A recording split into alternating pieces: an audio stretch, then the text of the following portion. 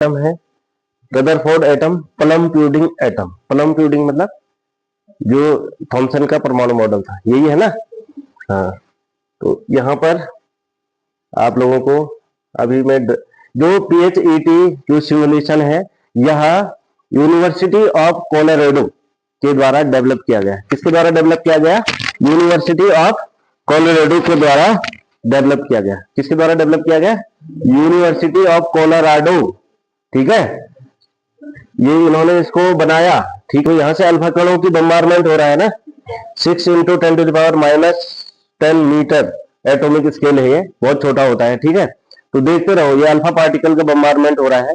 Maximum alpha particle क्या हो रहे हैं? सीधे निकल जा रहे हैं, निकल रहे हैं। इसमें जो ये सेंटर में यहाँ पे आप लोगों को बताया था कि यहाँ सेंटर पे कुछ डॉट दिख रहा है, दिख रहा है? ये क्या है? ये न्यूक्लियस है। क्या है ये? न्यूक्लियस, नाभिक है। अब देखते रहो, देखते रहो। ये देखो, ये इससे गया ना, ये जो इसके पास से जाएगा वो मुड़ जाएगा। ये देखो, यहाँ से मुड़ गया। हाँ, ये देखो, देखते जाओ, पूरा ऑब्जर्व करना इसको। जो ये अल्फा पार्टिकल है, ये किस तरह से, जो स्वर्ण पत्र है, इस स्वर्ण पत्र पे बहुत सारे क्या है? एटम है, और वो एक एटम ये है, ठीक है। अब देखो, इसके इधर उधर ये सीधे निकल जाए। देखो, इसके पास से जो है अल्फा पार्टिकल मुड़ जा रहा है, इसके पास जब आएगा, देखते रहना। ये देखो, ये पास में है, ये मुड़ गया इधर, ठीक है। देखते रहो, बिल्कुल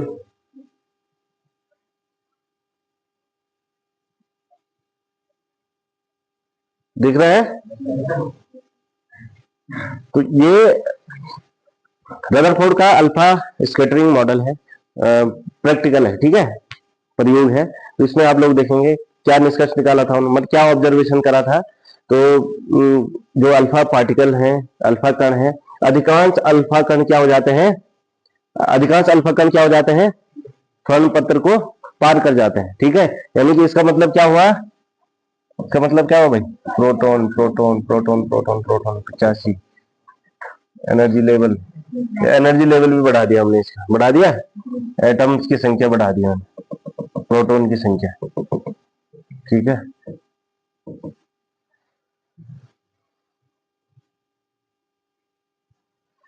ये अल्फा कण हमने यहाँ से बंद कर दिया। तो रदरफोर्ड ने क्या देखा कि अधिकांश अल्फा कण जो है क्या हो जा रहे हैं?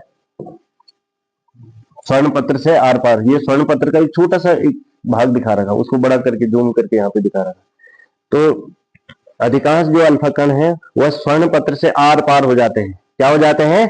आर पार। इसका मतलब क्या हुआ कि जो परमाणु का अधिकांश भाग रिक्त है। अधिकांश भाग क्या है? रिक्त है। दूसरा, इसके सेंटर में जब एटम इसके पास जा रहा है ना, तो यूं मुड़ जा रहा है, मुड़ रहा है इधर उधर। क्यों मुड़ रहा है? क्योंकि अल्फा कण क्या होता है? धनावेशित होता है। अल्फा कण क्या होता है?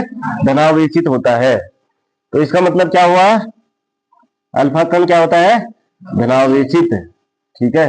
तो धनावेशित होता है, इसका मतलब ये हाँ, ठीक है। टेंथ वाले ही है तुम। तो सबसे पहले जो अवपरमाणुक कण इलेक्ट्रॉन की खोज किसने की थी? जे थॉमसन ने करी थी। किसने करी थी? जे थॉमसन ने करी थी। तो जे थॉमसन ने क्या करा कि डिस्चार्ज ट्यूब में हाई वोल्टेज पर, ठीक है, लो प्रेशर पर क्या करा? इलेक्ट्रिसिटी पास कराई। क्या कराई? इलेक्ट्रिसिटी पास कराई। तो जो पार्टिकल की स्टीम थी वो कहां से जनरेट हुई? कैथोड से, ठीक है। और ये जो स्टीम है रेज की, ठीक है, इस रेज को क्या कहा गया? Cathode rays. क्यों कहा गया? क्योंकि यह कहां से निकल रही है? कैथोड से निकल रही है। कहां से निकल रही है? कैथोड से निकल रही है। और कैथोड रेज जो है उसमें स्मॉल नेगेटिव चार्ज होता है। कौन सा चार्ज होता है? स्मॉल नेगेटिव चार्ज होता है, ठीक है। तो since all the gases form cathode rays, it was concluded that and the atom contain negatively charged particles। इससे ये निष्कर्ष निकाला गया कि जो इलेक्ट्रोड है, जो कैथोड है, इससे जो कैथोड रेज निकल रही थी, इससे निष्कर्ष निकाला गया था कि सभी परमाणुओं में एक निगेटिवली चार्ज पार्टिकल उपस्थित होता है। कौन सा charge particle? Negatively charge particle उपस्थित होता है। जिसको क्या कहा गया, इलेक्ट्रॉन। क्या कहा गया, इलेक्ट्रॉन। इसी से क्या हुई, इलेक्ट्रॉन की खोज हुई। किसकी खोज हुई, इलेक्ट्रॉन की खोज हुई। ठीक है, और ये जो इलेक्ट्रॉन है इनको क्या कहा गया, क्या कैथोड रेज, क्या कहा गया।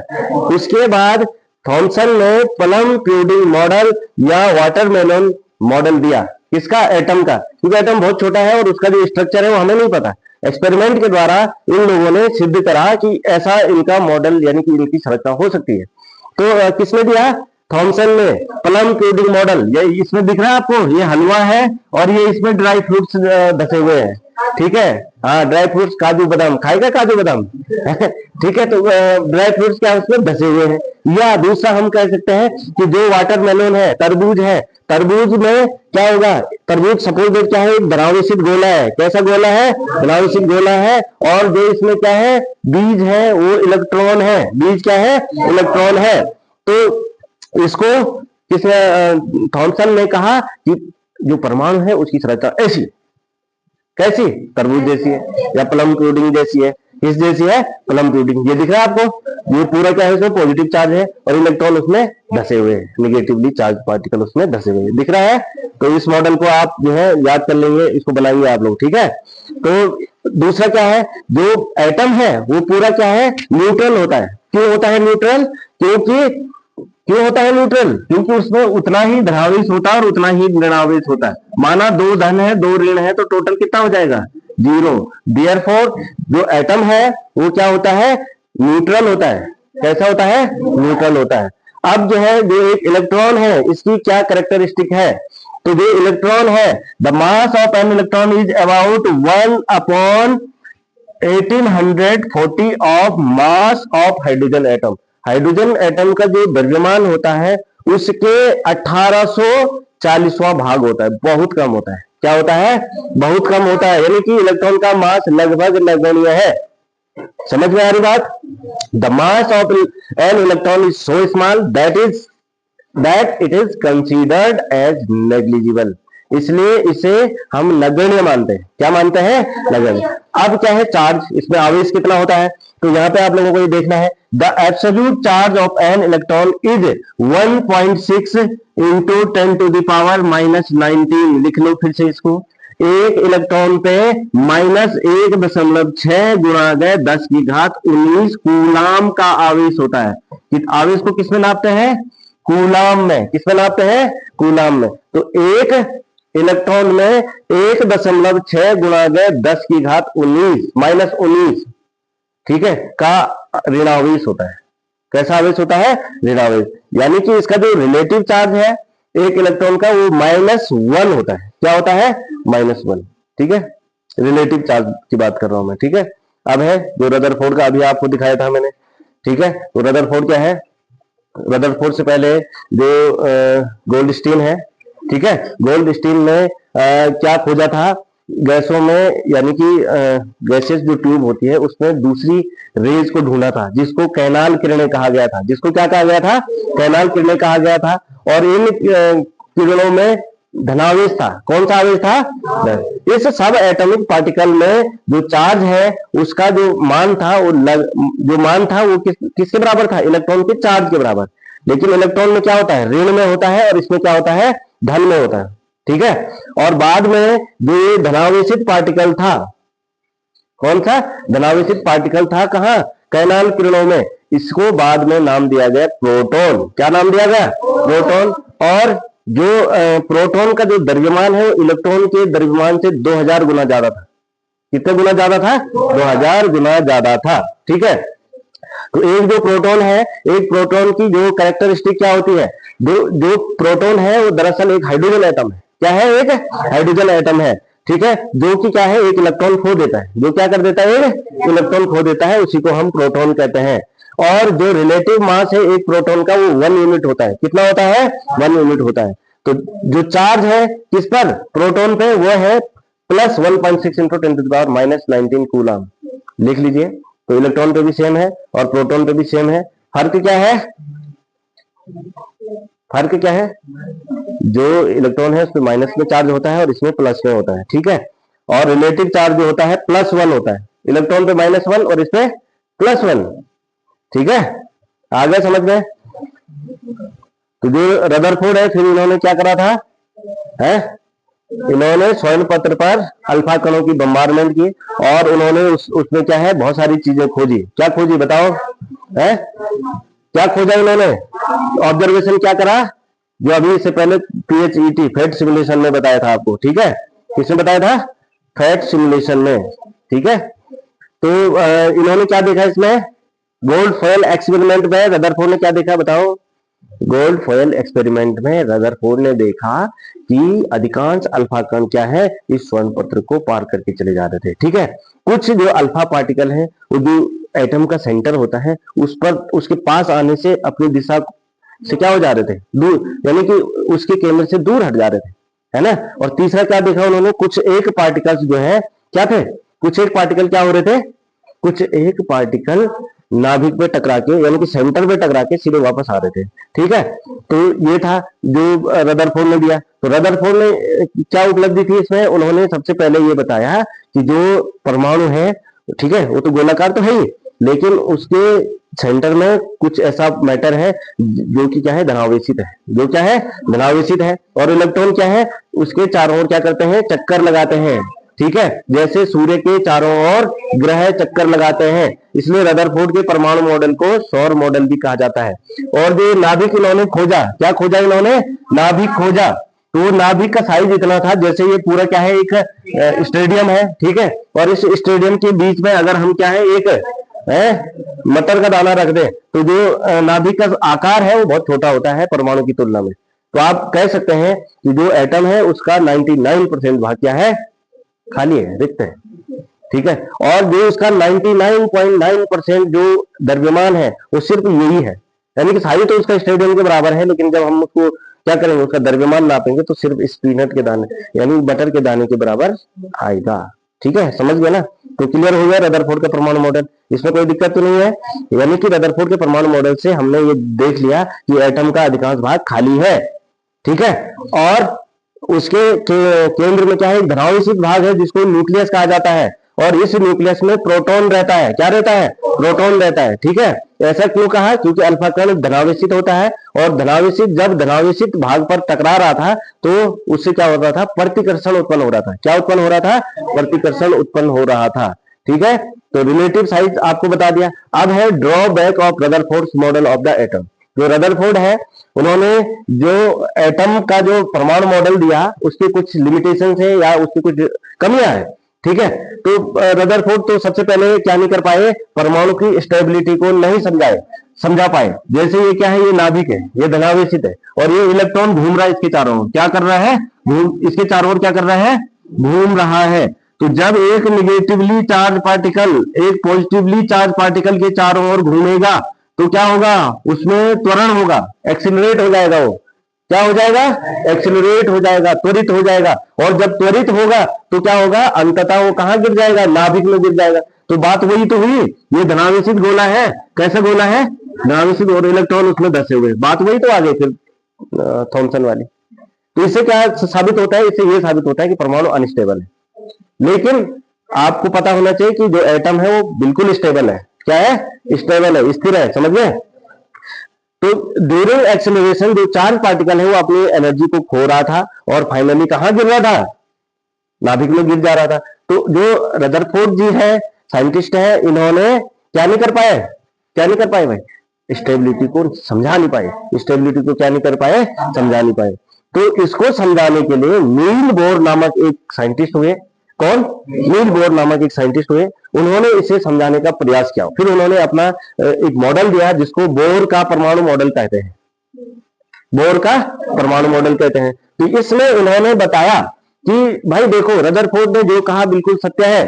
ठीक है, परमाणु क्या है, उदासीन है, परमाणु का अधिकांश भाग रिक्त है, उसके केंद्र में नाभिक है और इलेक्ट्रॉन उसके चारों ओर चक्कर लगाते हैं। इतना सही है। आगे उन्होंने इसमें करेक्ट करा कि देखो, जो न्यूक्लियस है इसके चारों ओर जो इलेक्ट्रॉन है ना, वो निश्चित कक्षाओं में चक्कर लगाते हैं। ऐसे नहीं कि वो कहीं भी चक्कर लगा रहा है। ठीक है, और अलग अलग ऊर्जा स्तर में इलेक्ट्रॉन रहते हैं। ठीक है, ये ऊर्जा स्तर का पहला, दूसरा, तीसरा, चौथा, ये अलग अलग क्या है, ऊर्जा स्तर है, एनर्जी लेवल है। इन एनर्जी लेवल में एनर्जी के अकॉर्डिंग इलेक्ट्रॉन रिवॉल्व करते हैं। और त्वरित नहीं होते हैं। क्या नहीं होते हैं? त्वरित नहीं होते हैं। अर्थात जो ये कोष है, क्या है? ये कोष है। तो पहले कोष को कहा गया के, दूसरे को एल, तीसरे को एम, चौथे को एन कहा गया। ठीक है, और इसमें कितने अधिकतम इलेक्ट्रॉन रह सकते हैं उसकी लिमिटेशन भी दी। तो पहले इलेक्ट्रॉन में, पहले कोष में 2n स्क्वायर रहते हैं, यानी कि सभी के लिए फॉर्मूला क्या है? 2n square. तो n बराबर क्या हो सकता है? एनर्जी लेवल या कोष की संख्या। 1 हो सकता है, 2 हो सकता है, 3, 4, 5 इस तरह से। ठीक है, तो इन्होंने कहा कि 2n स्क्वायर के अकॉर्डिंग ही उसमें इलेक्ट्रॉन रह सकते हैं। तो पहले कोष में अधिकतम इलेक्ट्रॉनों की संख्या हो जाएगी 2 गुणा के कोष नंबर 1 की कवर, 1 कवर 1 और 2 एकम 2। तो पहले में अधिकतम इलेक्ट्रॉन 2, दूसरे में 2 गुणा गए 2 का वर्ग, 2 दूने 4 दूने 8, तो दूसरे में अधिकतम इलेक्ट्रॉन 8 रह सकते हैं। तीसरे में 2 गुणा गए 3 का वर्ग, 3 तिया 9 दूने 18, यानी कि तीसरे में 18 इलेक्ट्रॉन रह सकते हैं। इसी तरह से चौथे के लिए 2 गुणा गए 4 का वर्ग, 4 चक्कू 16 दूने 32, यानी कि चौथे कोष में अधिकतम 32 इलेक्ट्रॉन की व्यवस्था करी उन्होंने कि इसमें अधिकतम 32 इलेक्ट्रॉन रुक सकते हैं। माना ये कमरा है, इसमें अधिकतम 32 बच्चे आएंगे। कितने बच्चे? 32। ठीक है, अगर ज्यादा घुस गए तो, ज्यादा घुस गए तो है तो क्या होगा? आसानी से किसी को भी धक्का दे सकते हैं हम बाहर। अगर कम है तो वो इधर छुप सकता है, उधर छुप सकता है, उधर छुप सकता है ना, इस तरह से। तो ये एटम है, इसमें इलेक्ट्रॉनों का अरेंजमेंट इस प्रकार से है। भाई हिमांशु खड़ा उठ, खड़ा उठ बेटा, बता ये इनको क्या कहते हैं? ये अलग अलग ऊर्जा स्तर है, नाम क्या है इनका? क्या नाम है इनका? पहले कोष में अधिकतम कितने इलेक्ट्रॉन रह सकते हैं? 2, और तीसरे में 8। तो बता भाई कन्हैया, कन्हैया महाराज बताइए। 28। Very good, very good. Anshuman बता भाई, पहले में कितने, पहले कोष में कितने इलेक्ट्रॉन रह सकते हैं? 2। दूसरे में? दूसरे में? दूसरे में कितने रह सकते हैं बताओ? है बताओ। दूसरे में 8। तीसरे में? तू बता भाई। चौथे में? बैठ जा। अब जो बच्चे ध्यान दे रहे थे तो उन्होंने क्लियर बता दिया है। अब तुम लोग उन लोगों में है जिनका, तो पढ़ाई पे ध्यान दो। ये सिस्टम तुम्हारे लिए है। किसके लिए ये सिस्टम? सरकार ने ये सिस्टम। अरे यहाँ प्राइवेट स्कूलों में इस सिस्टम पे जहाँ पढ़ाई हो रही होगी वहां की फीस देख के आना जरा, कितनी फीस पड़ती होगी है। तुम लोगों के लिए तो यहाँ सब कुछ फ्री में चल रहा है और तुम बातें कर रहे हो। तो क्लास में जब पढ़ा रहा होता है तो बिल्कुल बातें नहीं करनी है। बातें अगर कहीं पे डाउट है तो यू कैन आस्क मी, आप मुझसे पूछ सकते हो। आपके आंसर देने के लिए कौन उत्तरदायी है? टीचर होता ना। कौन होता है? टीचर। टीचर से बात करिए, आपस में बात मत करो। मैं यहाँ पढ़ा रहा हूँ, तुम्हारा ध्यान पता नहीं कहाँ। तो ये जो बोर का मैं एटॉमिक मॉडल समझा रहा हूँ, मैं कितनी बार समझा के समझ में नहीं आ रहा, कहाँ से आएगा? बातें कर रहे हो आपस में। ध्यान यहाँ होना चाहिए, प्रेजेंट बॉडी प्रेजेंट माइंड होना चाहिए। ठीक है, अगर आप यहाँ पढ़ रहे हो, यहाँ बैठ तो रखे हैं, लेकिन आपका ध्यान अगर घर में है कि यार वहाँ गांव में उसके यहाँ क्या हो रहा होगा अभी है? शाम को किस गली में क्रिकेट खेलना है? शाम को किसके माल्टे संतरे चुराने? माल्टे संतरे तो होते नहीं यार, तो चुराने के लिए भी नहीं है तुम्हारे पास कुछ। तो ये जो बोर का मॉडल है, बोर ने कहा था कि जो इलेक्ट्रॉन है वो नाभिक के चारों ओर निश्चित कक्षाओं में चक्कर लगाते हैं। अलग अलग जो कक्षाएं उनको ऊर्जा स्तर कहा जाता है, एनर्जी लेवल कहा जाता है। क्या कहा जाता है? एनर्जी लेवल्स कहा जाता है। ठीक है, तो एनर्जी लेवल कहां से शुरू है बताओ? कहां से है? के एल एम एन, समझ गए ना? कि और बताओ, 1000 बार बताओ। के एल एम एन। के में अधिकतम इलेक्ट्रॉन कितने रहते हैं? 2। एल में, एन में और एन में 32। ये है किसका? बोर का परमाणु मॉडल। ठीक है, तो दीज ऑर्बिट और shell are represented by the letter K L M N.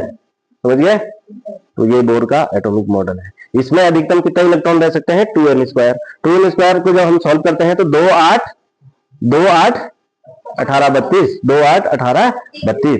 अब जो एलिमेंट्स है अलग अलग प्रकार के क्या है, एलिमेंट्स है, तत्व है, उनमें जो इलेक्ट्रॉनों का डिस्ट्रीब्यूशन बोर के अकॉर्डिंग, बोर की व्यवस्था के अकॉर्डिंग, तो जैसे हमारे पास क्या है, एलिमेंट फ्लोरीन है, क्या है, फ्लोरीन। चलो पहले हाइड्रोजन से चलते हैं। तो हाइड्रोजन के पास एक ही इलेक्ट्रॉन होता है, एक परमाणु क्रमांक है, तो एक इलेक्ट्रॉन होता है, तो इसका इलेक्ट्रॉनिक डिस्ट्रीब्यूशन एक ही कोष है, तो एक हो जाएगा। इसी तरह से हीलियम है, हीलियम का एटॉमिक नंबर 2, तो इलेक्ट्रॉन भी कितने होंगे, 2। तो अब हमें पता है कि पहले कोष में अधिकतम 2 ही इलेक्ट्रॉन रह सकते हैं। अधिकतम कितने इलेक्ट्रॉन रह सकते हैं, 2 ही इलेक्ट्रॉन रह सकते हैं, 2 ही इलेक्ट्रॉन रह सकते हैं, ठीक है। तो यहाँ पे क्या है, फिर तीसरा क्या है, लिथियम है ना। तो लिथियम में अधिकतम इलेक्ट्रॉन कितने हैं, लिथियम में 3 इलेक्ट्रॉन होते हैं, कितने, तो 2 तो पहले कोष में चले जाएंगे, दूसरे कोष में कितने जाएंगे, कितना बचा, एक ही तो बचा। तो ये जैसे क्या है, ये लिथियम का एटॉमिक स्ट्रक्चर है, तो पहले कोष में 2, पहले कोष में 2, दूसरे में 1, ये लिथियम का हो गया। इसी तरह से बेरिलियम का एटॉमिक नंबर 4, इलेक्ट्रॉनिक डिस्ट्रीब्यूशन 2 2, तो यहाँ एक और बढ़ जाएगा। अब किसका हो गया, बेरिलियम का। इसी तरह से बोरोन, बोरोन में कितने इलेक्ट्रॉन है, 5, 2 3, यानी कि एक इलेक्ट्रॉन और आ गया, तो अब ये बोरोन का हो गया। इसी तरह से कार्बन का है, कार्बन में 6 इलेक्ट्रॉन है, 2 4, यानी कि पहले कोष में 2 और दूसरे में 4। इसी तरह से नाइट्रोजन, ठीक है, नाइट्रोजन में कितने इलेक्ट्रॉन, 7, 2 5, ठीक है, यानी कि एक इलेक्ट्रॉन इसमें और भर जाएगा। इसी तरह से ऑक्सीजन, ऑक्सीजन में इलेक्ट्रॉनों की संख्या 8, पहले कोष में 2, दूसरे में 6, तो एक और बढ़ जाएगा, यहाँ बढ़ गया। इसी तरह से फ्लोरीन, फ्लोरीन में इलेक्ट्रॉनों की संख्या 9, तो इसमें इलेक्ट्रॉनिक डिस्ट्रीब्यूशन 2 7, ठीक है, तो एक इलेक्ट्रॉन और बढ़ जाएगा। इसी तरह से नियोन, नियोन में कितने इलेक्ट्रॉन है, 10, तो इसका इलेक्ट्रॉनिक डिस्ट्रीब्यूशन हो जाएगा 2 8। अब आपको पता है कि दूसरे कोष में अधिकतम 8 ही इलेक्ट्रॉन रह सकते हैं, ठीक है। अब तीसरा शुरू हो जाएगा, अब क्या शुरू हो जाएगा, तीसरा कोष। तो अब यहाँ पे आते हैं हम सोडियम, ठीक है, सोडियम में कितने इलेक्ट्रॉन, 11, 2 8 1 होगा, ठीक है, तो एक इलेक्ट्रॉन चला गया, ये किसका बना, सोडियम का। इसी तरह से मैग्नीशियम, मैग्नीशियम में इलेक्ट्रॉनों की संख्या 12, इलेक्ट्रॉनिक डिस्ट्रीब्यूशन 2 8 2, तो यहाँ एक इलेक्ट्रॉन और आ जाएगा, किसका बना, मैग्नीशियम का। इसी तरह से एल्यूमिनियम, एल्यूमिनियम में 13 इलेक्ट्रॉन होते हैं, तो 2 8 3, ठीक है, तो एक इलेक्ट्रॉन और एल्यूमिनियम, ठीक है। इसके बाद सिलिकॉन, सिलिकॉन में 14 इलेक्ट्रॉन, 2 8 4, 2 8 4, यानी कि एक इलेक्ट्रॉन और, ठीक है। इसके बाद फास्फोरस, ठीक है, तो फास्फोरस में एक बढ़ गया, ठीक है, 2 8 5 हो गया, ठीक है। इसी तरह से सल्फर 2 8 6, ये सल्फर का बन गया। इसके बाद क्लोरीन 2 8 7, और फिर आर्गन 2 8 8, 2 8 8, तो ये 18 तक जो इलेक्ट्रॉनिक डिस्ट्रीब्यूशन है, इसको हम इस तरह से कर सकते हैं। इलेक्ट्रॉनिक डिस्ट्रीब्यूशन को आप इस तरह से करेंगे। इसी तरह से ये आपको दे रखा है कि बेरिलियम में कार्बन किस तरह से, इलेक्ट्रॉन किस तरह से डिस्ट्रीब्यूट होते हैं। तो इलेक्ट्रॉनिक डिस्ट्रीब्यूशन बता दो, डिस्ट्रीब्यूशन मतलब वितरण, 18 तक तत्व है आपके पास। हालांकि इसके बाद थोड़ा सा इसमें जो डिस्ट्रीब्यूशन है वो अलग तरीके से होता है, लेकिन उसको आपको आगे की क्लासों में पढ़ना है, ठीक है भाई। हाँ, तो ये है आर्गन तक का है। अब है इसके बाद जेम्स जो चैडविक हुए हैं, ठीक है, ये इनका जन्म बोलिंगटन चेशायर में हुआ था 20 अक्टूबर 1891 में, और इन्होंने किसकी खोज करी थी, न्यूट्रॉन की खोज। किसकी खोज करी, इन्होंने नाभिक में ऐसा कण पाया जो कि क्या था, चार्जहीन, उदासीन था। क्या था, उदासीन, जिसको न्यूट्रॉन कहा गया। जिसको क्या कहा गया, न्यूट्रॉन। क्या कहा गया भाई, न्यूट्रॉन, ठीक है। और इसका द्रव्यमान प्रोटॉन के द्रव्यमान के बराबर था, है ना। तो इससे क्या निकला कि जो एटम का जो द्रव्यमान है वो प्रोटॉन और न्यूट्रॉनों के द्रव्यमान के जो योग होता है उसके बराबर होगा। होगा कि नहीं होगा। माना मटर का दाना स्टेडियम में रखा हुआ है, ठीक है, तो उस मटर के दाने में क्या है, प्रोटॉन भी है और न्यूट्रॉन भी है। तो जब आप स्टेडियम का वेट नापोगे तो किसका वेट नापोगे, मटर के दाने का। समझ में आ रहा है, क्योंकि बाकी जो स्टेडियम जैसा आकार है ना वो खाली है, कैसा है, और उसमें इलेक्ट्रॉन तो है, लेकिन इलेक्ट्रॉन का जो द्रव्यमान है वो बहुत कम है, उसको हम लेते ही नहीं। समझ में आई बात। तो इसी को हम क्या कहते हैं, क्या कहते हैं, न्यूट्रॉन का मास। और इसका मास क्या होता है, 1 यूनिट होता है। इस पे चार्ज क्या होता है, कुछ नहीं होता है, चार्ज इसमें नहीं होता है। अब है एटॉमिक नंबर। एटॉमिक नंबर किसे कहते हैं बताओ, परमाणु संख्या या परमाणु क्रमांक किसे कहते हैं, किसे कहते हैं भाई, किसी भी तत्व में, ठीक है, या परमाणु में क्या है, प्रोटॉनों की संख्या या इलेक्ट्रॉनों की संख्या को हम क्या कहते हैं? एटॉमिक नंबर कहते हैं। तो अगर किसी तत्व का परमाणु क्रमांक 10 है, परमाणु क्रमांक क्या है? 10। किसका होता है 10? नियोन का। किसका होता है? नियोन का। तो अगर आपको पूछा जाए इसमें कितने प्रोटॉन है, सृष्टि कितने प्रोटॉन है इसमें? कितने प्रोटॉन है इसमें?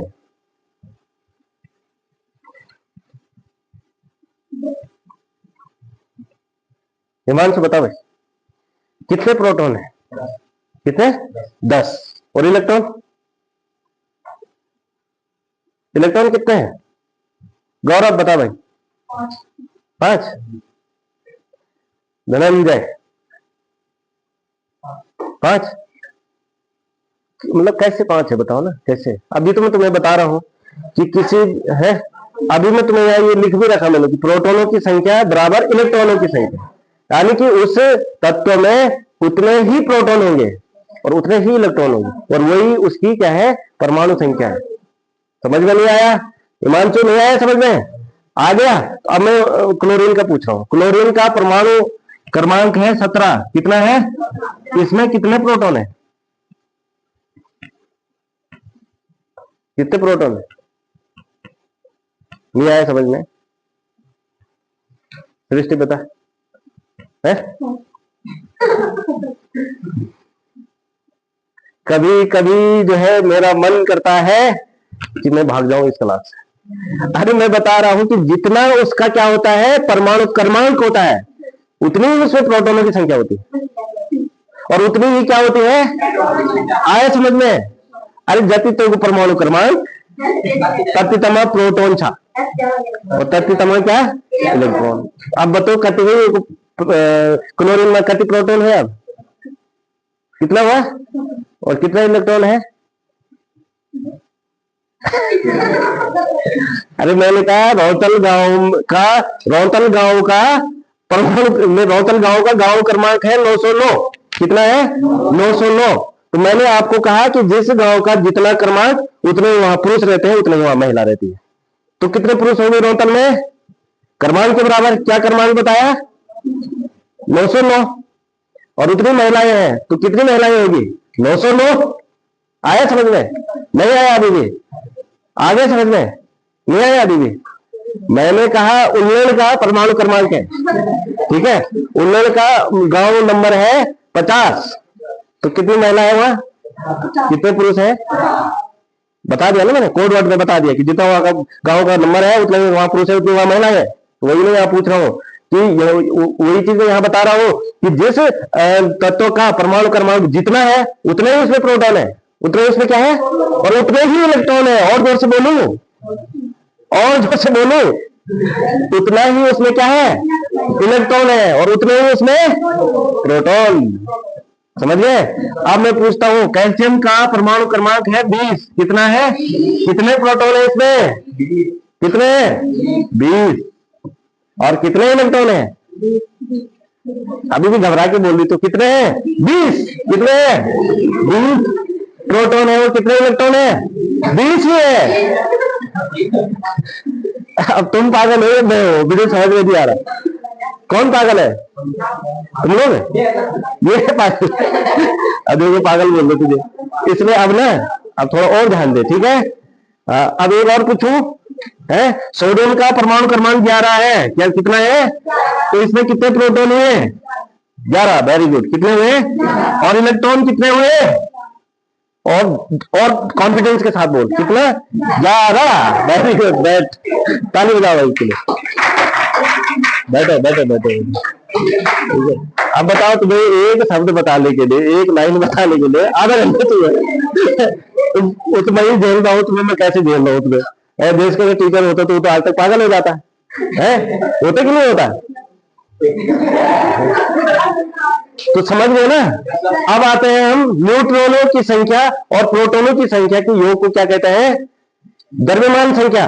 क्या कहते हैं? द्रव्यमान संख्या। क्या कहते हैं? द्रव्यमान संख्या। द्रव्यमान संख्या या परमाणु भार। परमाणु भार या परमाणु द्रव्यमान।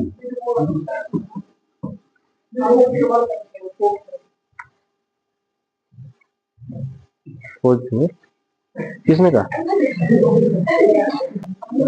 अब यहां देखो, द्रव्यमान संख्या, परमाणु भार, परमाणु द्रव्यमान।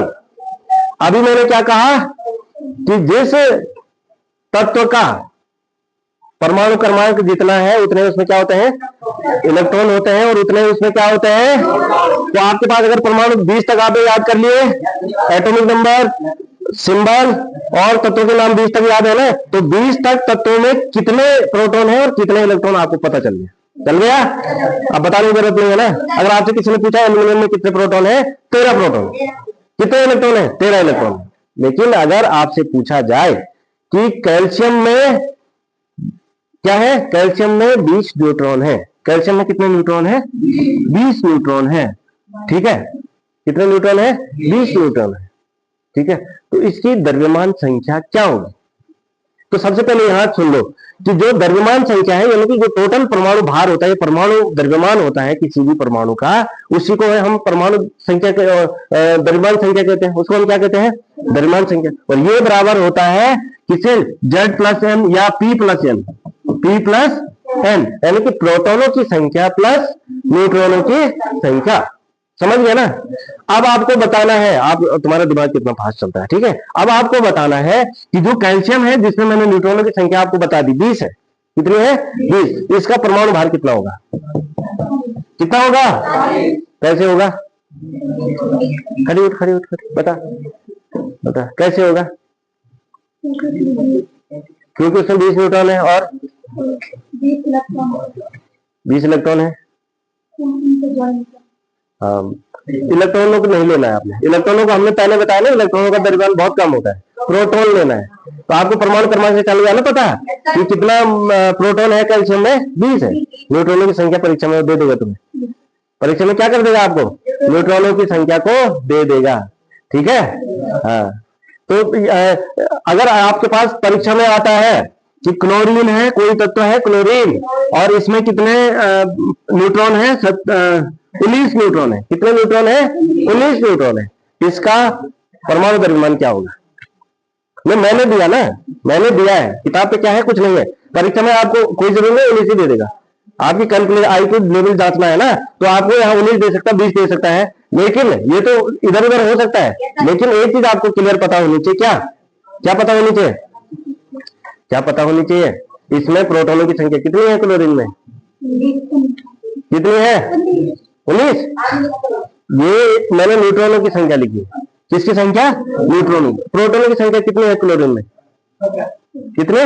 17। क्यों है 17? क्योंकि क्लोरीन का परमाणु क्रमांक कितना है? 17। तो इसका परमाणु द्रव्यमान कितना हो जाएगा? 19 प्लस 17। 19 प्लस 17 तो कितना हो जाएगा? 37 होता है।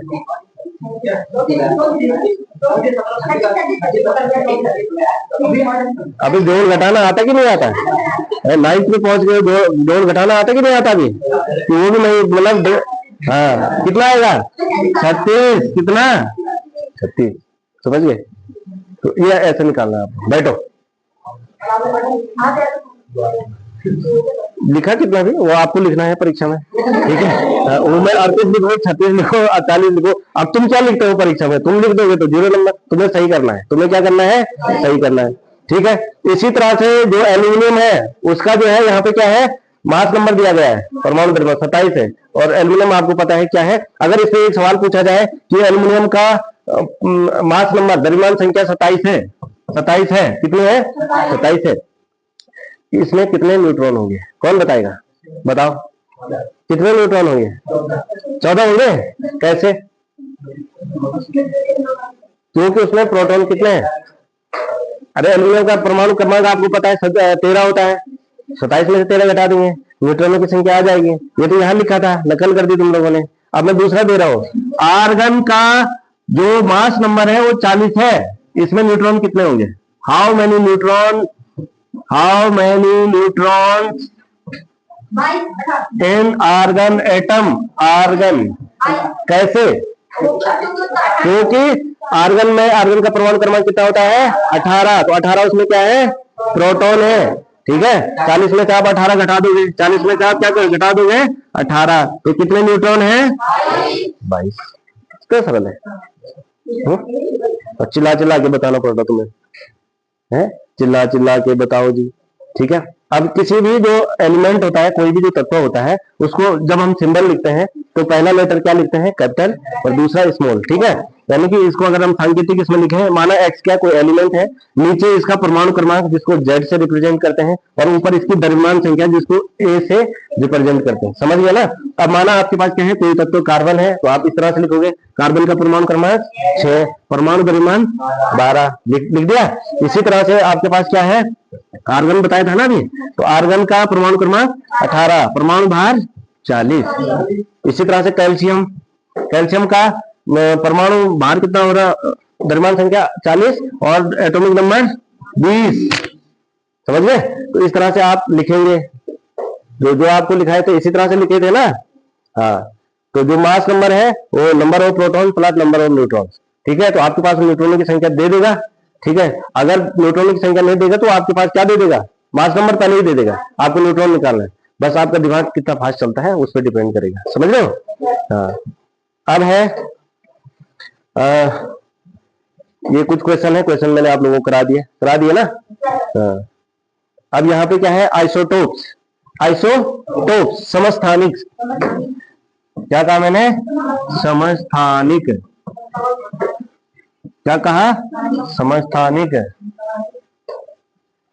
ऐसे तत्व जिनके परमाणु क्रमांक समान और परमाणु भार भिन्न होते हैं, अलग अलग होते हैं, ऐसे तत्वों को आइसोटोप या समस्थानिक कहा जाता है। जैसे अभी हमने कहा हाइड्रोजन में एक प्रोटॉन होता है और 0 न्यूट्रॉन होता है। न्यूट्रॉन कितना होता है 0, तो इसका परमाणु क्रमांक भी एक ही होता है और परमाणु भार भी, समझ गए।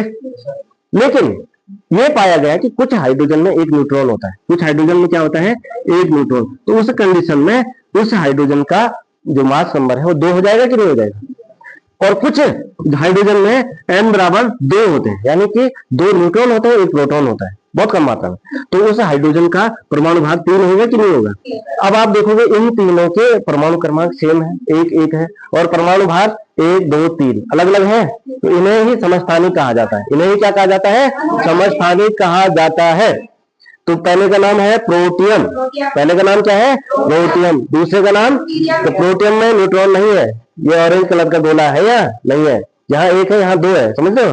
तो पहला है प्रोटियम, दूसरा है ड्यूटेरियम और तीसरा है ट्राइटियम, ट्राइटियम, समझिए। तो ये आपके क्या है आइसोटोप्स हैं। ठीक है। तो इसी तरह से जो है और भी एग्जांपल है, कार्बन 12 है, कार्बन 14 है। ठीक है। क्लोरीन 35 है, क्लोरीन 37 है। क्लोरीन के 2 आइसोटोप्स होते हैं, किसी में क्लोरीन में क्या होते हैं, किसी में क्या होते हैं 18 न्यूट्रॉन होते हैं और किसी में 20 न्यूट्रॉन होते हैं, किसी में क्या होते हैं 20। जब हम उसका एवरेज निकालते हैं तो क्लोरीन का जो परमाणु भार है वो आता है 35.5। कितना आता है, क्यों होता है, कुछ मात्रा में ये क्लोरीन क्लोरीन 35 के रूप में पाया जाता है और कुछ में किसमें पाया जाता है, कुछ में 37 के रूप में। ठीक है। तो एवरेजन 35.5। तो आइसोटोप क्लोरीन के, क्लोरीन 35 हो गया, क्लोरीन 37 हो गया, कार्बन 12 हो गया, कार्बन 13 हो गया, कार्बन 14 हो गया। ये क्या है, क्या है ना, ये आइसोटोप्स है। तो यहाँ आप लोगों को दिख रहा होगा ये क्लोरीन का डायग्राम है, इसमें क्या है, इसमें यहाँ पे क्या है 18 न्यूट्रॉन है, इसमें यहाँ 20 न्यूट्रॉन है। ठीक है। तो दोनों कंडीशन में जो इनका मास नंबर है वो अलग अलग आएगा, एक में क्या आ रहा है 35 आ रहा है, एक में क्या आ रहा है 37 आ रहा है। क्यों, आइसोटोप होने के कारण, क्या होने के कारण, समस्थानिक होने के कारण। ठीक है। तो ये हाइड्रोजन के आइसोटोप हो गए। ठीक है। अब जो आइसोटोप्स हैं उनके क्या क्या वो हो सकते हैं, सदुपयोग हो सकते हैं। तो जितने भी आइसोटोप्स होते हैं सबका एटॉमिक नंबर 1 होता है। ठीक है। और एटॉमिक भार क्या होता है, अलग अलग होता है। The various isotope of an atom can have slightly different physical properties such as densities, melting point and boiling point. जो आइसोटोप है केमिकल प्रॉपर्टीज तो सबकी सेम है, लेकिन जो फिजिकल प्रॉपर्टीज होती है यानी कि उनका घनत्व थोड़ा अलग हो सकता है, बॉइलिंग पॉइंट थोड़ा कम ज्यादा हो सकता है, मेल्टिंग पॉइंट थोड़ा अलग हो सकता है। तो समझ रहे हो ना। तो ये क्या है, जो आइसोटोप्स हैं उनकी प्रॉपर्टीज है। इसी तरह से नियोन के जो आइसोटोप्स हैं, ठीक है, नियोन के भी क्या है, आइसोटोप्स हैं, वो भी अलग अलग है। तो इसके बाद आते हैं हम, अच्छा दूसरा क्या था इसमें, जो आइसोटोप्स हैं उनका वर्क क्या है। तो जैसे आयोडीन के आइसोटोप्स हैं, उनका यूज घेंगा रोग को सही करने में किया जाता है। किस रोग को, घेंगा रोग। इसी तरह से कोबाल्ट के आइसोटोप्स हैं, ठीक है, यानी कि कैंसर के उपचार में यूज होते हैं। आइसोटोप क्या है, कैंसर के उपचार में भी यूज होते हैं। अलग अलग प्रकार के रोगों के उपचार में जो है आइसोटोप्स का यूज किया जाता है, समझ रहे हो। इसके बाद आते हैं हम आइसोबार, ठीक है। आइसोबार का मतलब होता है समभारी, नाम से ही स्पष्ट है, ऐसे तत्व जिनका परमाणु क्रमांक अलग अलग लेकिन परमाणु भार क्या होता है, समान होता है। परमाणु भार क्या होता है, समान होता है। ऐसे तत्वों को हम समभारिक कहते हैं, समभारिक कहते हैं। यहां देखो ये क्या है, यूरेनियम है। क्या है, यूरेनियम। यूरेनियम क्या है, एक रेडियो एक्टिव तत्व है। कैसा तत्व है, जो रेडिएशन उत्पन्न करता है, ठीक है। और यूरेनियम जो है सोने से कई ज्यादा गुना महंगा है, समझ लो, क्योंकि यूरेनियम से क्या हम एटम बम बना सकते हैं, ठीक है, परमाणु बम। यानी इतने से यूरेनियम से तुम्हारा पूरा इलाका क्या हो सकता है, ध्वस्त हो सकता है। इतनी ज्यादा एनर्जी निकलती है जब इसका विस्फोट होता है। तो ये यूरेनियम है। क्या है ये, यूरेनियम है। और इसके जो आइसोटोप्स है, तो ये क्या है, मेडिकल ट्रीटमेंट में इसको यूज किया जाता है। कैंसर के इलाज में इसका यूज किया जाता है। किसके इलाज में, कैंसर। यूरेनियम के आइसोटोप्स है, लिख लीजिए, ठीक है। न्यूक्लियर पावर प्लांट में, यानी कि जो न्यूक्लियर प्लांट्स होते हैं, सिर्फ आपको क्या है डैम से इलेक्ट्रिसिटी नहीं मिलती, जो न्यूक्लियर प्लांट होते हैं वहां से भी क्या है, वहां से भी एनर्जी मिलती है। अगर आप एक साथ विस्फोट कर दिया तो परमाणु बम बन गया, लेकिन अगर धीरे धीरे कंट्रोल्ड वे में अगर इस रिएक्शन करवाइए तो आपको इलेक्ट्रिसिटी मिलेगी, लेकिन कंट्रोल्ड वे में, समझ रहे हो। तो अलग अलग क्या है, भारत में भी जो है इसके जो है कई प्लांट है, समझ रहे हो। ये है, ये क्या है, कौन सा रोग है ये, ग्वाइटर, घेंगा रोग है यहाँ पे, ठीक है। जो आयोडीन 131 जो आइसोटोप है वो यूज होता है ट्रीटमेंट ऑफ ग्वाइटर या घेंगा रोग के इलाज में, जो थायराइड ग्रंथि की एक बीमारी है, ठीक है। इसी तरह से radioactive isotopes are used in industry to detect the leakage in underground oil pipeline, gas pipelines ETC. तो जो अंडरग्राउंड पाइपलाइंस होती है या अन्य चीजों में जो है, यहाँ भी रेडियो एक्टिव आइसोटोप का यूज किया जाता है। अब आते हैं हम आइसोबार में। आइसोबार अभी कहा मैंने, जो आइसोबार होते हैं इनका परमाणु क्रमांक भिन्न भिन्न होता है, परमाणु भार समान होता है। जैसे कि आर्गन है, आर्गन का परमाणु क्रमांक 18, परमाणु भार 40। इसी तरह से कैल्शियम है, इसका परमाणु क्रमांक 20 है, और जो इसका परमाणु भार है यानी कि जो इसका मास है, मास नंबर वो है 40। तो दोनों क्या हो गया, दोनों को हम कंसीडर करते हैं किस रूप में, आइसोबार के रूप में, समभारिक के रूप में। किस रूप में, समभारिक के रूप में, ठीक है। तो आगे समझ में, तो ये है। तो आप लोगों का बहुत बहुत धन्यवाद, ठीक है। अब आप लोग जा सकते हैं। मुझे भी